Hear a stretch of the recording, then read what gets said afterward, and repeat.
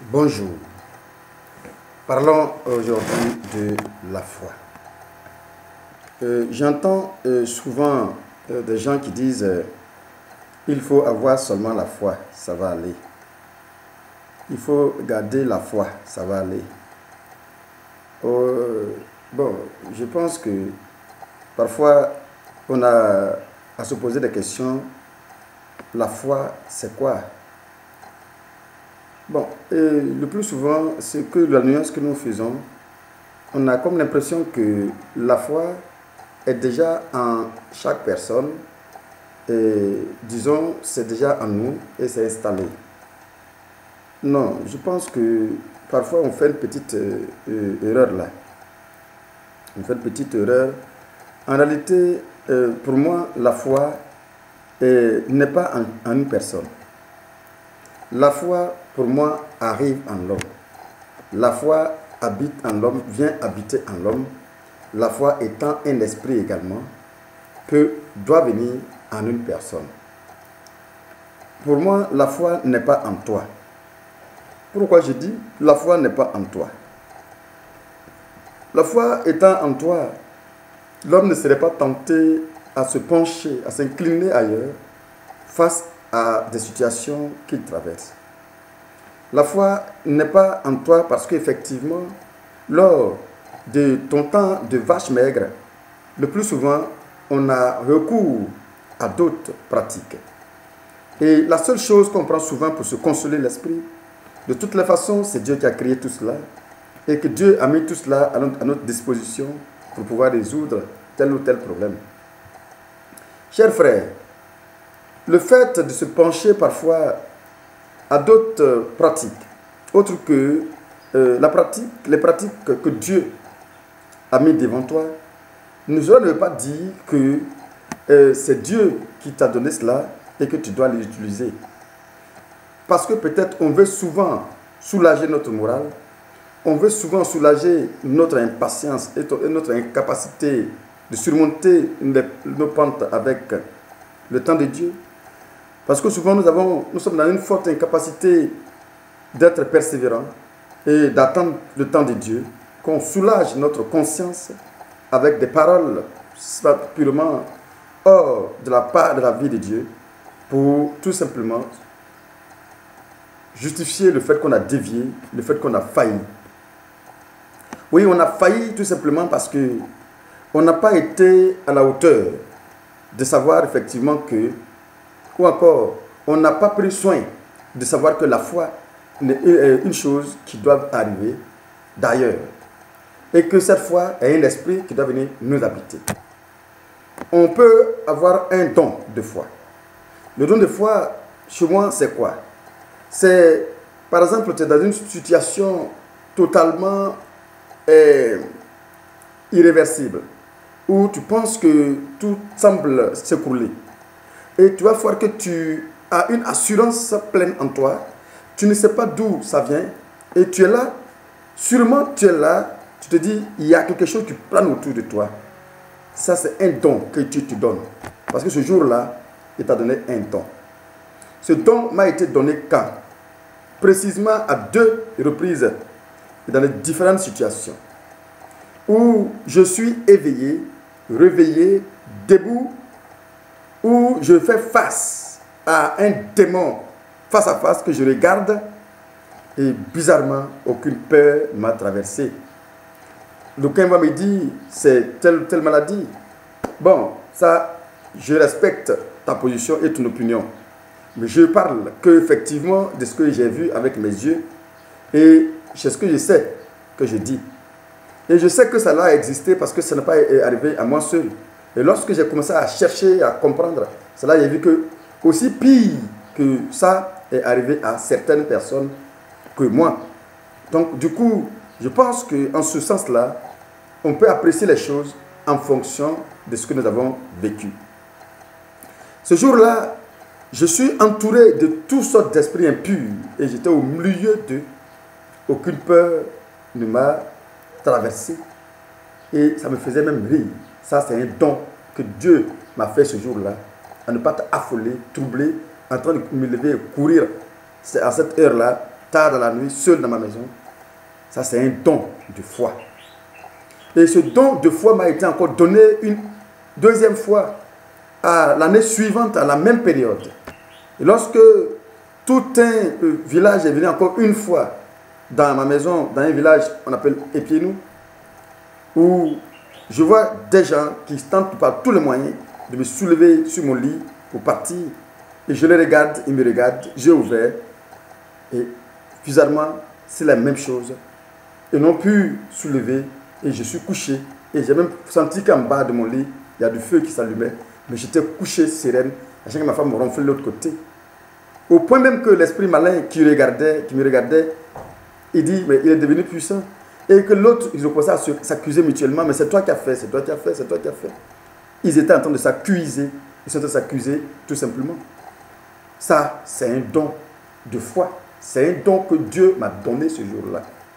De pouvoir résister, de pouvoir m'asseoir, de dormir, me coucher, en regardant ces gens, en regardant ce monde spirituel que les yeux de l'homme ne peuvent en aucun cas percevoir et regarder. Ça, c'est un don de foi. En dehors de cela, la foi. La foi, je le dis, ça vient. Ça vient parce que tout simplement, il faut forcément que tu entendes quelque chose venant de Dieu. Il faut finalement que Dieu montre quelques œuvres, ou bien quelques preuves de son existence. Il faut que Dieu parfois arrive à te montrer, même s'il n'a pas montré ça de manière physique, il arrive à te montrer par ce qu'il a effectué, qu'on appelle les Écritures. Donc la foi vient. La foi n'habite pas en nous. Si la foi habitait en nous, comme je l'ai dit, on n'allait pas se pencher aussi rapidement en cherchant les justifications parfois qui ne tiennent pas pour être orienté, pour être guidé ailleurs que là où nous devons être orientés. Je vais lire quelques phrases, quelques versets de Romains chapitre 10 pour illustrer un peu, en dehors de ce que je disais, pour illustrer un peu ce que je dis, pour qu'on puisse comprendre effectivement que la foi n'est pas une chose forcément qui habite en nous et que la foi arrive lorsque nous côtoyons fortement la parole de Dieu. Il dit ici, au Romains chapitre 10, au verset 8, il dit, que dit-elle donc? La parole est près de toi, dans ta bouche et dans ton cœur. Or, c'est la parole de la foi que nous prêchons. Si tu confesses de ta bouche le Seigneur Jésus, et si ton cœur, et si tu crois dans ton cœur que Dieu l'a ressuscité des morts, tu seras sauvé.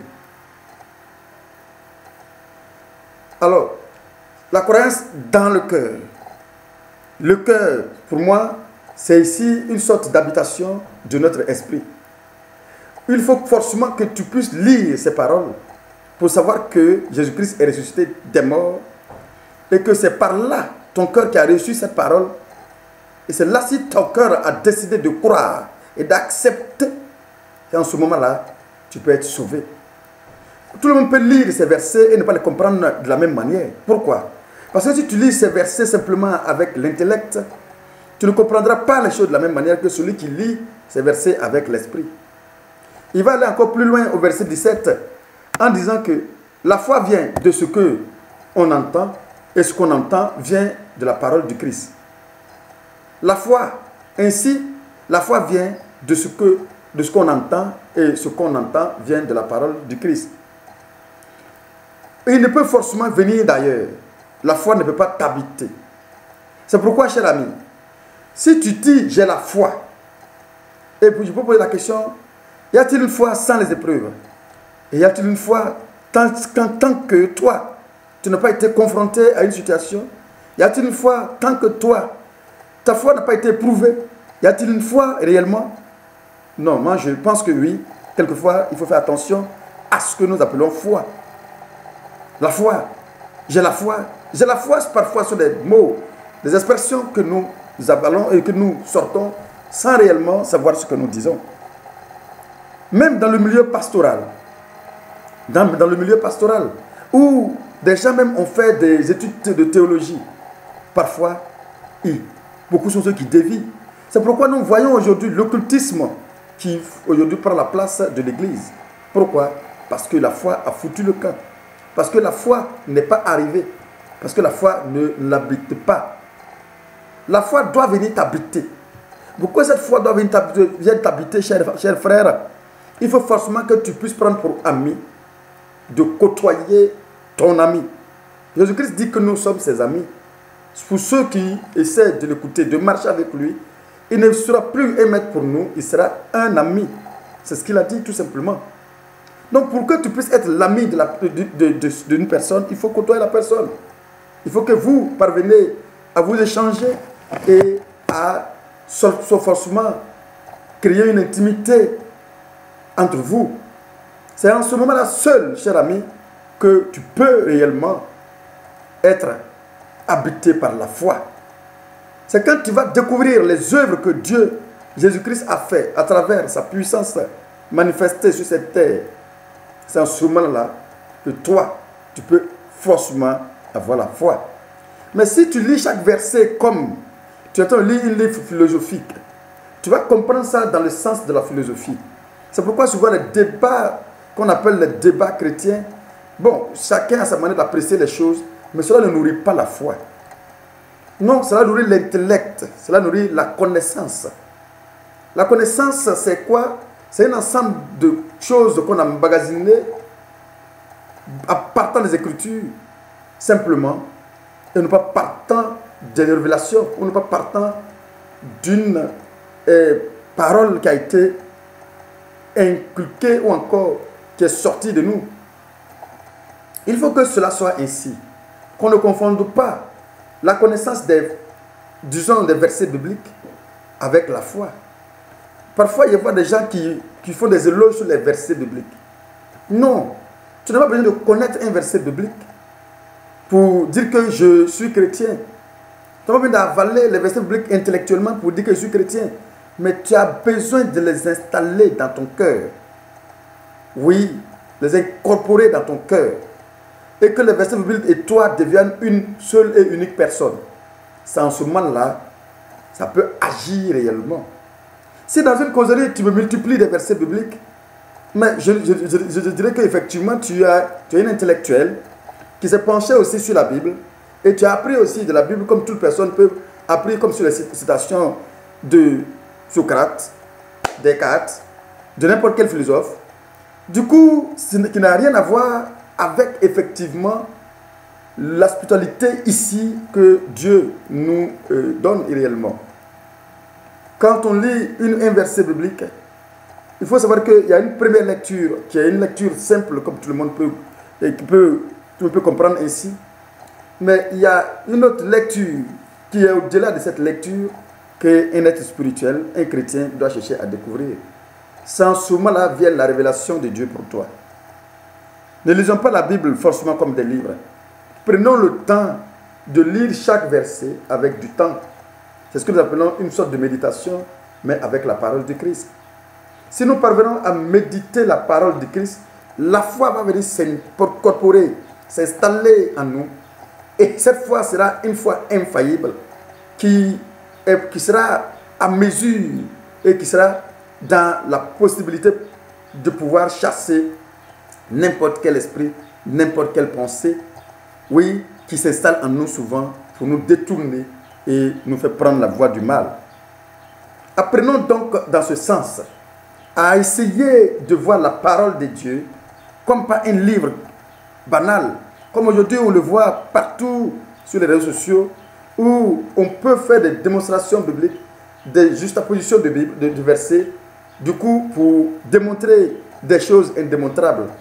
Parce que là, on n'a pas compris pourquoi cette parole a été écrite. On a pensé que parce que ça se trouve dans la Bible, il faut forcément faire tout ce qui est dans la Bible. Alors comme je le fais, il faut démontrer que ça est dans la Bible pour dire aux autres, faites comme moi, ça est dans la Bible. Oh là là, c'est triste. Aujourd'hui, vous êtes devenu, disons, une expression. C'est biblique ce que tu dis. Dis-moi où c'est écrit. Oh là là, ce n'est pas là la question.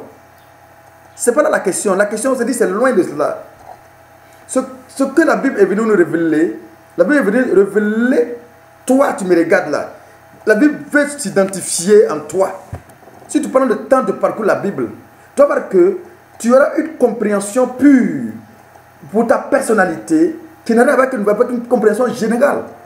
La parole de Dieu inscrite ici n'est pas une compréhension généralisée, c'est une compréhension personnalisée. Si tu arrives à ce stade de personnaliser cette parole pour toi, c'est en ce moment-là, il y aura une efficacité pour toi. Sinon, le fait me dit c'est écrit où, ce n'est pas la question. La question n'est pas à ce stade, je vous dis la vérité. La question est que toi qui écoutes là, qu'est-ce que la parole de Dieu dit pour toi-même? C'est ça la question. Est-ce que quand je parcours la Bible réellement, je m'identifie et que je fais mon chemin à travers cette parole-là? Est-ce que le fait qu'on me dise de boire, est-ce que j'ai besoin de justifier ça par la Bible d'abord avant d'aller boire? Ce n'est pas la question. La question est que si je dois boire, il faut que cela puisse être, ça doit venir personnellement de moi-même. Si je dois arrêter, il faut que ça vienne de moi-même. Mais pour que ça puisse être, tu puisses découvrir que tu n'es pas poussé à le faire. Il faut que toi, tu sois imprégné par la parole. Pour que cette parole te dise que oui, toi, personnellement, tu peux le faire. Parce qu'en le faisant, tu as la capacité de maîtriser cet alcool que tu bois. Oui, c'est pour prendre l'exemple de l'alcool. Je prends n'importe quelle chose, femme aussi également. Je prends n'importe quelle chose. Je veux dire quoi? C'est pour dire qu'on ne prêche pas pour essayer de justifier nos actions. On prêche tout simplement pour essayer d'édifier ceux qui nous écoutent. Les actions qu'on doit forcément justifier par, mais il faut que chacun parvienne à lire cette parole-là dans un contexte et que lui-même, il arrive à se retrouver dans le contexte-là, dans ce contexte-là, que lui-même, il est convaincu que je peux consommer l'alcool. Ou bien je peux chercher autant de femmes. Ou bien il peut aller voler. Mais quoi, dites-moi. Dans la Bible, y a-t-il pas des versets où il y a eu des morts d'hommes, des tueries? Y a-t-il pas des versets où il y a eu des personnes qui ont trompé des personnes? Mais faut-il venir s'asseoir pour dire que oui, c'est biblique, il faut voler? Et il faut s'asseoir pour dire que c'est biblique, il faut alors aller tuer ton prochain? Parce que dans la Bible, on a eu même que le roi David a fait des choses infaisables. Oui, même, il a même jusqu'à aller prendre la femme de son ami personnel, son ami intime, et même l'envoyer jusqu'au front pour se faire tuer.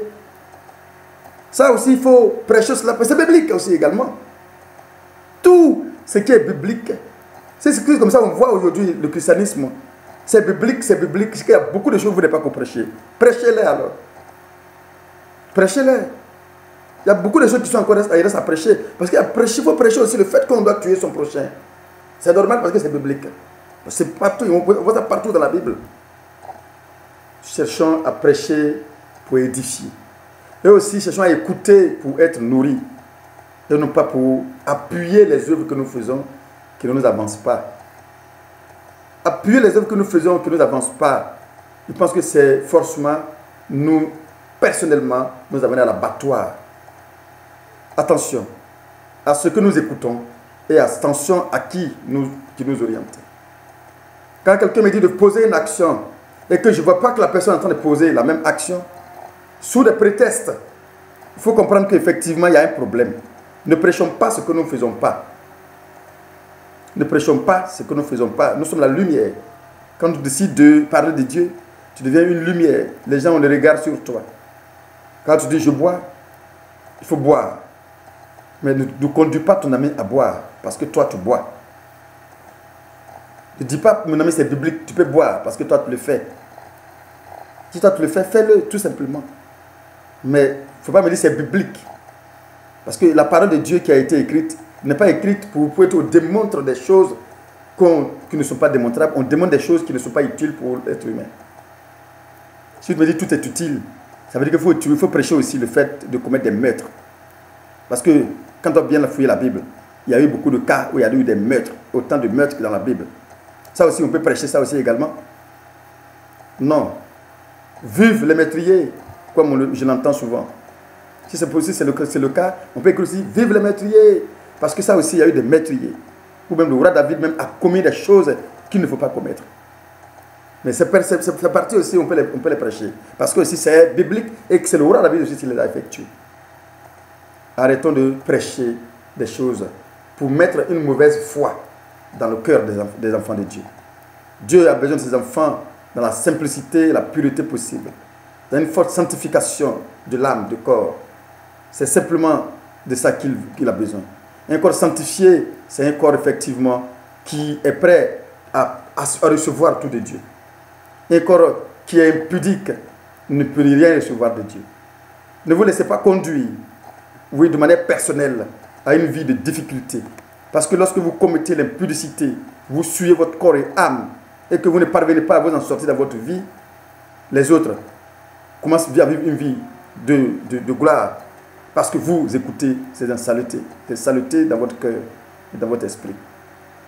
Quand vous dites multiplier les femmes à un point fini, aujourd'hui, tout simplement parce que toi, tu es en train d'écouter et tu avales ce comprimé toxique, vers la fin, toi, tu es en train de te détruire. Et lui, il fait son bonhomme de chemin en criant haut et fort. Il est en train de mobiliser le monde autour de lui. Attention à ce que nous écoutons. Et attention à ce que nous écoutons. Et attention à ce que nous écoutons. Parce que ce que nous écoutons va s'incorporer à nous. Parce que c'est l'esprit qui sort de la bouche de l'être humain. Quand on dit entendre, puisqu'on dit la foi vient. Si la foi qui vient, on ne le voit pas, on dit entendre et que toi, tu puisses avoir la foi, c'est que c'est en entendant que cet esprit-là se déplace et vient t'habiter. C'est ce qu'on appelle la foi, l'esprit de foi qui est en toi. C'est pourquoi tout le monde n'a pas la foi. Tout le monde n'a pas la foi qu'on ne se mente pas. C'est un esprit qui vient t'habiter, qu'on dit j'ai la foi. Et cet esprit-là qui dit rassure-toi, rassure-toi, tu n'as rien à craindre, rassure-toi. Cet esprit de foi-là qui habite en être humain. Et dès l'instant que vous êtes habité par cet esprit, celui qui va décider maintenant de vous rassurer dans n'importe quelle situation, dans vos épreuves. Accepter que cet esprit vienne vous habiter, c'est accepter le Christ en vous.